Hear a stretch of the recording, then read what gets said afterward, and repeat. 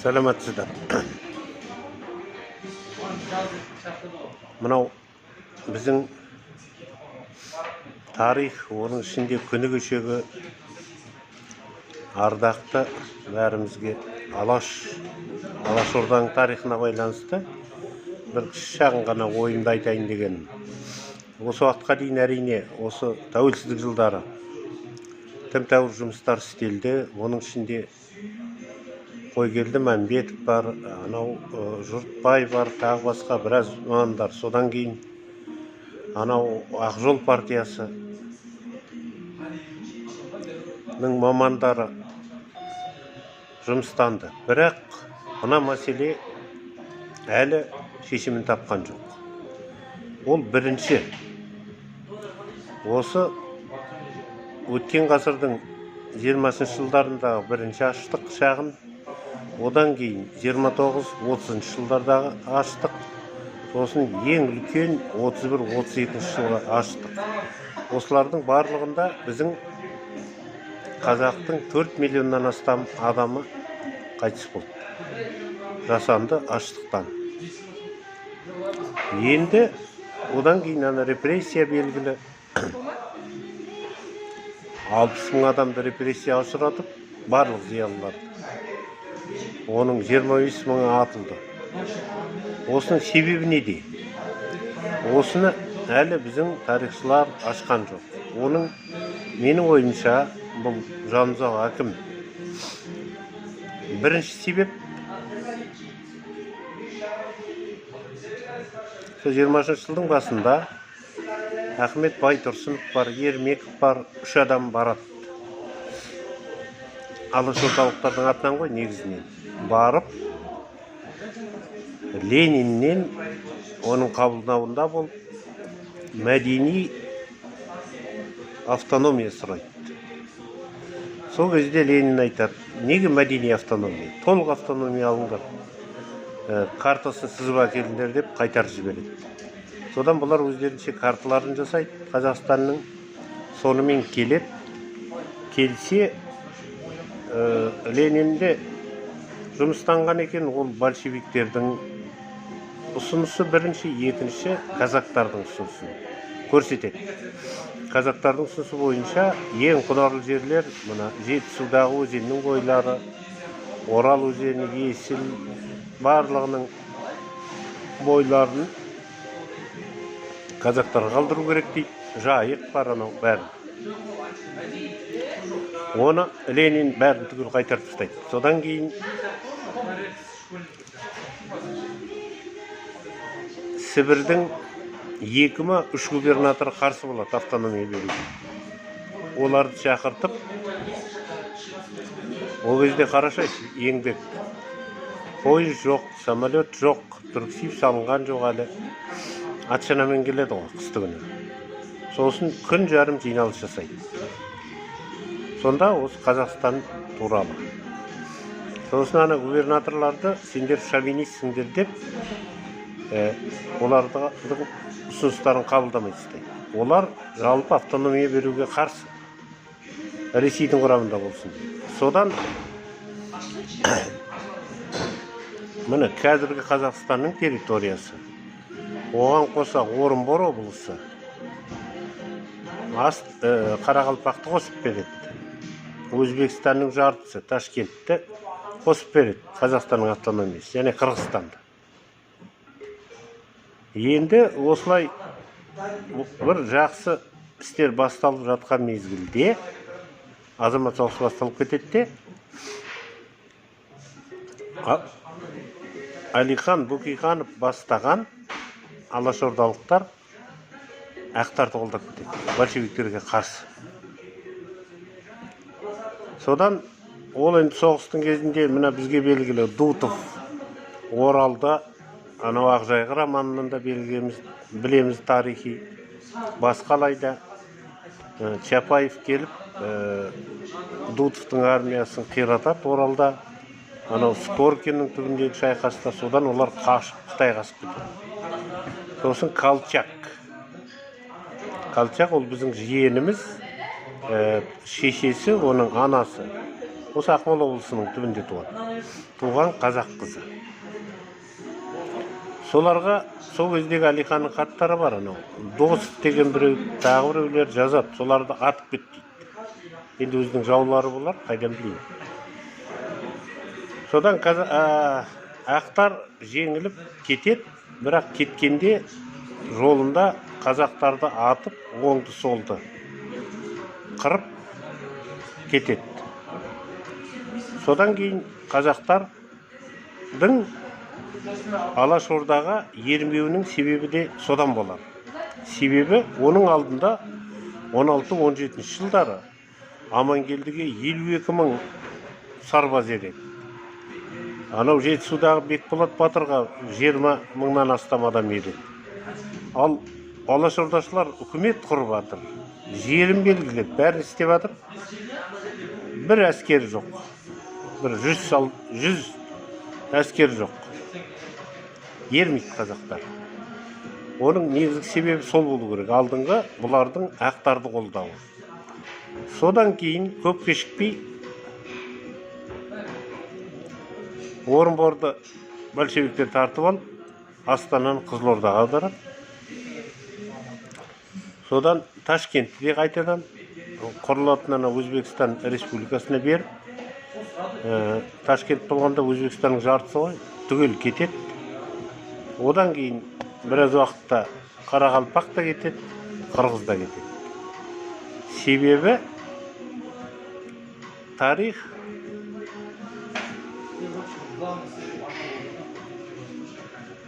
ол мына ұлт үшін, мемлекет үшін ғылымдардың анасы тарих. Оны біз білмесек, шындықты айтпасақ, ақиқатты жазбасақ, бізден кейінгі келе жатқан жастарды алдап отырамыз ба сонда? Ол да қылмыс емес пе? Сондықтан шындық нәрсе айтылу керек. Енді бәрімізге әрине аяулы қазақтың зиялылары ел үшін осы жандарын қиып кетті де, алашордалықтар. Бірақ оның себебі мүмкін одан да терең нәрселер болар. Толық зерттелу керек. Міне, осыдан шығатта келіп, мына біздің қырғыздарда тап сондай болған жоқ. Өзбектерде де болған жоқ. Оларда енді басмачтар болды, не болды? Түркмендерде де, бірақ тап біздегідей болған жоқ. Ондаған жүздеген есе аз зардабы келді оларға. Біз айналып келгенде міне 3-тен 1-ге жақын территориядан айырылып отырмыз. Лениннің алып берген. Содан кейін міне осындай трагедияға ұшырадық. Қазақ тарихында болмаған трагедия. Оның себептері жаңа екі мәселе. Ол енді Әлихан Бөкейханов, ол сол массонда болған көп уағыздайды, яғни соның себебі болар. Негізі ол да қазақты тірі жүрсем қазаққа қызмет етем деп осы жұлқынып өткен адам ғой өмірде. Бірақ сол жерде қателік болды. Ол қандай қателік? Ненің себебі? Қандай себеп болса да, ол мына қазақтың тағдырына осындай кері әсер етті. Содан кейін Тұрар Рысқұлов үлкен тұлға, оны осы уақытқа дейін мен өзім жеке қолдап, осы фильмінің тұсаукесерін жасатқызып республика бойынша ескерткіш қоюға септігіміз тиіп, ұлы тұлға ғой қазақтың деп. Бірақ шынына келгенде тарихи архивтерді қараса, Тұрар Рысқұловтың бірнеше жыл бойы жазған хаттары орталық комитетке, Москваға. Осылай алашордалықтар ол елдің жауы, тағы басқа деген сияқты. Басында оны қарамайды. Сосын ана хат келе бергесін Сталин тапсырма береді. Мынаны тексеріңдер, не болды, не нәрсе дейді. Содан келіп тексергенде жаңағы нелердің бәрі шығар. Алашордалықтардың шықсын шықпасын оларға себеп керек қой. Ішінен жазып отыр қазақтар бірінің үстіне бірі. Сәкен Сайф өлеңде кеткенше осы алашордалықтармен соғысып кетті. Енді ол бір жағынан жаңағы идеялық күрес болуы мүмкін. Енді Совет үкіметіне қатты сеніп, мысалы, Қасым Аманжолов та жазады ғой, советтік менің өз елім деп. Ол енді жақсылығы да болған болар. Совет үкіметінің болды ғой енді. Алашордалықтар да 15-20 жылдай қызмет етті сол Совет үкіметіне. Ахмет Байтұрсынов бастаған бұрынғы алашордалықтар. Енді бұл жерде қазақтың бірлігі болмады, бірінші. Оның ішінде алашордалықтардың ішінде бірлік болмады. Олар 6-ға бөлініп кетті. Шығыс деп, батыс деп, оңтүстік деп. Батыстағы мысалы Жымпитыдағы Халел мен Жаһанша ашқан батыс бөлігі алашорданың 4 күн тұрды. Одан қиратып кетті оларды. Атып бәрін пирамид жасады денелеріне. Осындай жағдайлар болды. Енді тап сол кезде мына бірліктің болмауы ғой. Шоқай мен Мұстафа Шоқай. Анау біздің инженер тарихшы. Екеуі Қоқанта бар Түркістан Республикасын құрады. Ол 52 күн тұрды, содан кейін оны да большевиктер қиратты. Әскері жоқ, қорғанатын ештеңесі жоқ. Жай тек декларация ғой. Осындай жағдай. Бұның негізгі себебі, яғни қазақ зиялыларының басында бірліктің болмауы. Мәселе тек алашорда емес. Жаңа Рысқұл бір бөлек, оның ана Қожановпен соғысқандары екеуіден оңтүстік өңірден ғой. Қожанов бір ауданға бір басшы қойса, соны Москвадан отырып Тұрар Рысқұловтың мынаны құртыңдар, ол Қожановтың сондай бірлік болмады. Негізгі мәселе қазақта бірлік болмады. Содан келді біз осындай трагедияға ұшырадық. Оның негізгі әр жағы неде тұрады? Жерлестік, екінші жүзге бөліну, руға бөліну. Содан келді міне осындай жағдайға ұшырадық. Енді қазір тәуелсіздік құрып жатырмыз ғой. Осы кемшіліктер бізге сабақ болу керек. Мысалы, өз президентің бар, ол қазаққа қызмет ете ме түгел? Әлде өзінің ұру тайпасына қызмет ете ме? 30 жыл болды әне бір президент. Не болды? Осының бәрінен сабақ алуымыз керек. Ұлт болып қалыптасуымыз керек. Егер бір тұтас ұлт болып қалыптаса алмасақ, онда біздер сол алашордалықтардың басқан тырнау үшін әлі талай басамыз. Әлі талай маңдайымыздан оның сабы келіп ұрады. Басқа емес, алыстан келмейді. Міне өзіміздің ішімізде мәселе. Осыған көңіл бөлу керек. Көңіл бөлу емес, сол үшін күресу керек. Енді қазір анау ұруды білу, ол жеті атаны біліп, анау ұл қыздары басқаға үйленгенде пәлен түген деген мылжың сөздер, надандардың сөздерін қою керек интернет заманында. Сосын мына біздің жастар Facebook, осы Инстаграмыда бір сондайлар шығады. Мен пәленбай, атым пәленбай, мына облыстамын, мысалы адаймын дейді, немесе біреу дулатпын, біреу арғынмын дейді. Кім қайдан дос болайық, танысайық деп 2-3 мың, 4-5 мың адамға дейін жастар біздің, трайбалистер, аурулар олар. Міне көрдіңдер ме? Олардың өзде жастарды улап отырмыз. Осыдан құтылу керек. Ұлт болып қалыптаспаса, онда мемлекет те қалыптаспайды. Мемлекет дұрыс қалыптаспаса, ол ыдырайды деген сөз. Сондықтан осы мәселеге тайлы тұяғымыз қалмай, бір жағадан бас, бір жеңнен қол шығарып кірісуіміз керек. Басқа қазақта жол жоқ. Әне, бәрімізге аяулы деп осы алашордашыларды айтамыз ғой. Тірліктерін қараңдар. Сол кездегі зиялылар басқа. Анау Төреқұлов пен Сәкеннің айтысы, дипломат. Тағы басқа. Бәрін қырып салып болды, жоқ.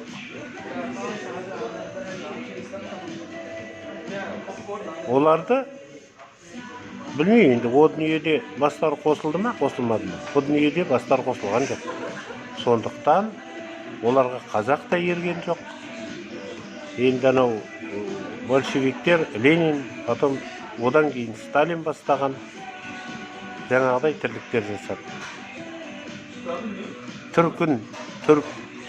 Түркінің тарихын зерттеуде түгел тыйым салып, жер аттарын анау 44-ші жылы Қырымнан бастап Каспийге дейін бүкіл 130-дан астам елді мекендердің аттарын түгел өзгерткізді. Көрдіңіздер ме? Мәселе қайда жатыр? Біз өзіміз соған жол ашып бердік. Өзімізді өзіміз құртып, қызғанып бір-бірімізден. Жанымыз шығып отыр. Қазаққа болмасын деп. Соның зардабын әлі шегіп жатырмыз. Сондықтан ол кез келген рушыл адам, жүзшіл адам, тайпашыл адам, ол коррупцияның негізі Қазақстанда осы ұрылық жүйенің арқасында отыр, ұсталып.